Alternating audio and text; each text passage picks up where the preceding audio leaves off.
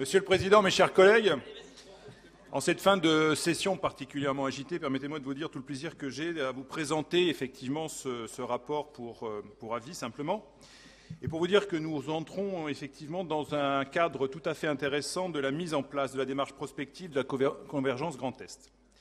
Parce qu'en effet, à l'instar de toutes les régions, les nouvelles régions créées par la réforme territoriale, notre région a la volonté de s'affirmer comme un ensemble uni, cohérent et solidaire, riche et fort de sa diversité, de ses multiples spécificités, doté d'une identité propre, partagée, reconnue par tous et toutes. Depuis sa mise en place en janvier 2016, le Grand Est n'a eu de cesse, au travers de son action au quotidien, de ses initiatives, de donner corps et ambition à l'ensemble de la collectivité en s'appuyant sur tous ses territoires. C'est le cas singulièrement au travers de l'élaboration, dont la responsabilité nous incombe de par la loi, de grands schémas stratégiques et intégrateurs tels que le SRDE2I ou le STRADET. Et les travaux qui ont été effectués le démontrent, parce que d'une part, ces schémas se fondent sur un processus de concertation en étroite collaboration avec l'ensemble des acteurs concernés.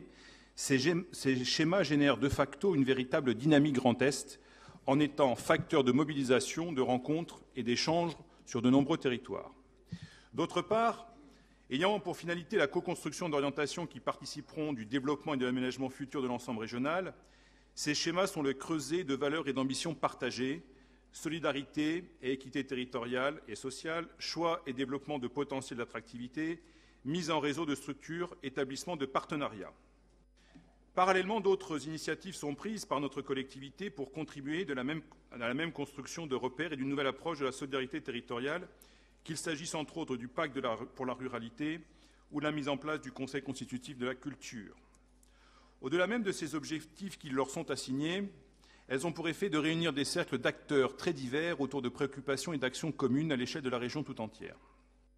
Si toutes ces démarches contribuent à chacune à sa manière à construire notre nouvelle collectivité, il n'en demeure pas moins que faire région à partir d'un ensemble territorial nouveau est une tâche ample, complexe et qui s'inscrit nécessairement dans la durée.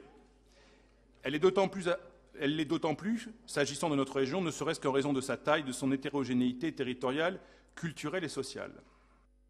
Pour qu'elle soit efficiente, nos politiques régionales inscrites ou non dans les schémas doivent faire dans ce sens et répondre ainsi aux attentes des acteurs du territoire et surtout des habitants de notre région. Qu'il s'agisse d'économie, de transport, de tourisme, d'environnement ou de culture, nos partenaires et nos concitoyens ont besoin de services publics de proximité, mais également d'une vision à plus long terme pour être en mesure d'anticiper l'avenir. Un travail prospectif peut incontestablement y contribuer.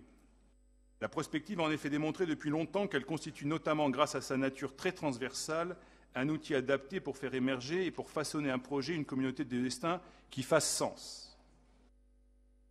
Pourquoi donc une politique et une prospective territoriale ? D'abord pour la nécessité de combattre la tyrannie du court terme et envisager une accentuation des marges de manœuvre. Ensuite, pour aider les acteurs à se positionner sur les territoires, pour donner encore plus la lisibilité à des enjeux, pour créer une identité avec un sentiment d'appartenance à notre territoire, pour éviter et anticiper les risques de rupture, pour faire de la stratégie et ainsi hiérarchiser les objectifs majeurs, et pour ensuite faire sens, c'est-à-dire redonner une vie collective dans un contexte d'individualisation et de repères culturels et idéologiques en perte. Pour accompagner les élus et les services dans la construction de la nouvelle région, le Grand Est engage cette démarche de prospective qui s'inscrit en complément et en cohérence avec les travaux et les initiatives précédemment cités. Monsieur le Président, vous m'avez confié cette mission et je vous en remercie. Pour autant, notre démarche ne consistera pas en exercice de prospective dit traditionnel, puisque le monde bouge et évolue à vitesse grand V, soyons agiles.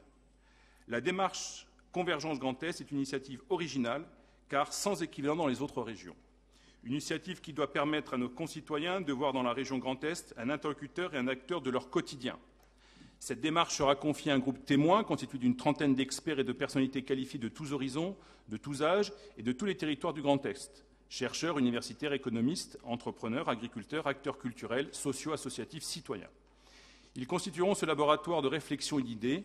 Le grand public sera associé grâce à différents moyens d'information, de communication et d'interactivité.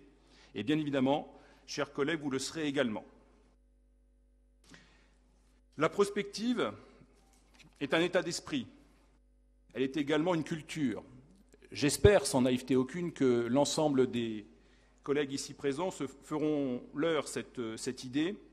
Et pour terminer, je voudrais me permettre de citer Confucius qui disait que, en matière de perspective, celui dont la pensée ne voit pas loin verra les ennuis de près. Je vous remercie.